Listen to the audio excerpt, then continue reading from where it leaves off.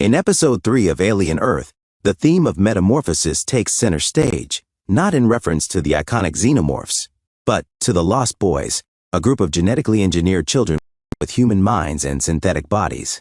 The episode explores the philosophical and existential questions surrounding their identity and evolution.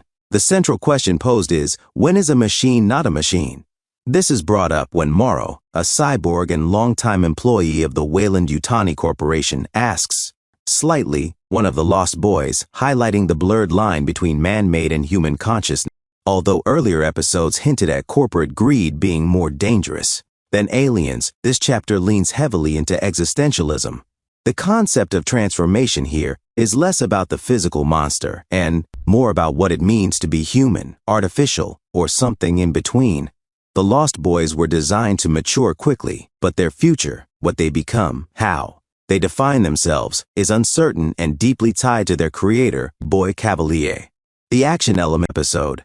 The only true Xenomorph scene involves Wendy and Joe, who have a close encounter where Joe is almost killed and Wendy manages to kill the creature off-screen, but is badly injured in the process.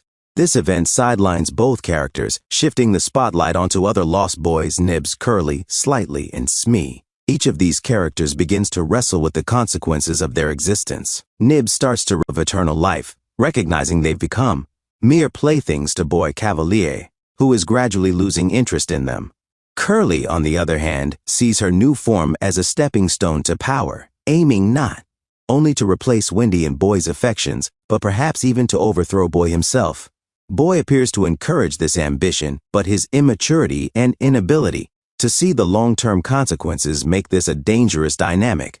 Meanwhile, Slightly and Smee exhibit typical childlike behavior, playing near dangerous Xenomorph eggs and clinging to older figures like Kirsch for protection.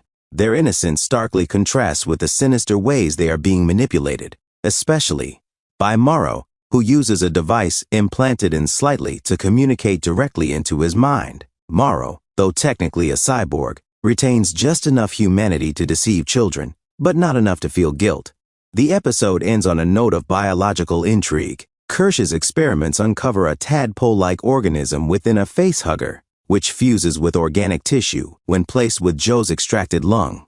At the same time, Wendy is shown to be mysteriously connected to the aliens, possibly through her earlier fight, or perhaps something more sinister. Her link to the Xenomorphs poses deeper questions for future episodes, adding layers to an already rich thematic narrative about identity, transformation, and control. In summary, Episode 3 of Alien Earth shifts away from straightforward sci-fi horror and into thoughtful meditations on what it means to grow, evolve, and exist, especially when you're caught between being human and something else entirely.